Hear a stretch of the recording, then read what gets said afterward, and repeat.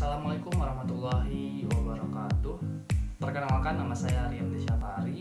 Di sini saya akan berbagi ilmu mengenai cara mendapatkan KTI yang berkualitas. Namun sebelum kawan-kawan melanjutkan tontonan ini, diharapkan kawan-kawan untuk mengklik tombol subscribe, like, dan komen. Oke, kita beranjak dulu kepada definisi daripada KTI itu. Nah, KTI yang saya pahami dari beberapa literatur yang sudah saya dapatkan, karya tulis ilmiah atau KTI merupakan sebuah gagasan atau ide yang dituangkan dalam tulisan yang tujuannya untuk memecahkan sebuah permasalahan dengan landasan teori ataupun referensi dan metode-metode ilmiah. Nah, kita tentu familiar mengenai karya tulis ilmiah itu sendiri, terutama bagi mahasiswa itu sendiri, sehingga KTI ini menjadi tidak asing ketika kawan-kawan berstatuskan sebagai mahasiswa gitu. Karena KTI ini dalam konteks mahasiswa ini merupakan hal yang familiar, dan ketika kawan-kawan ingin menyelesaikan studi, baik itu di tingkat S1, S2, S3, kawan-kawan tugas akhirnya itu melaksanakan ataupun melakukan karya tulis ilmiah. S1 skripsi, S2 tesis, dan S3 itu disertasi. Nah, mendapatkan karya tulis ilmiah yang berkualitas merupakan langkah awal ketika kawan-kawan akan menyusun skripsi, tesis, dan disertasi.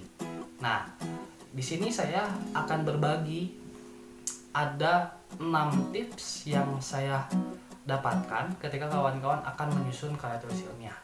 Yang pertama, kawan-kawan itu harus senantiasa membaca buku dan berdiskusi. Ketika kawan-kawan malas membaca buku, kawan-kawan bisa berdiskusi. Ketika kawan-kawan malas untuk berdiskusi, mendengarkan. Nah, ini tujuannya kawan-kawan untuk mendapatkan pengetahuan-pengetahuan baru. Yang kedua, kawan-kawan harus memahami bacaan dan menyimpulkan hasil diskusi itu sendiri. Sehingga ketika kawan-kawan memahami hasil bacaan, ada nilai yang kawan-kawan dapatkan. Begitupun ketika kawan-kawan menyimpulkan hasil diskusi, sehingga ada pengetahuan-pengetahuan yang baru yang kawan-kawan dapatkan. Yang ketiga, untuk mendapatkan karya tulis ilmiah yang berkualitas, kawan-kawan harus mewujudkan gagasan, tuangan pikiran kawan-kawan itu ke dalam bentuk tulisan.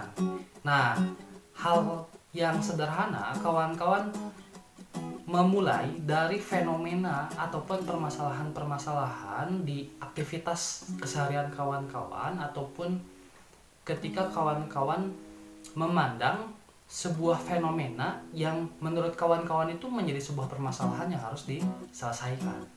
Nah, sehingga kawan-kawan mulai menggagas dalam bentuk tulisan itu sendiri.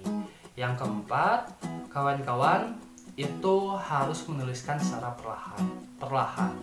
Jadi perlahan-lahan, kawan-kawan itu harus senantiasa menuliskan secara perlahan-lahan. Nah, ini fungsinya kawan-kawan ini menuangkan, mencurahkan isi pikiran kawan-kawan dalam bentuk tulisan.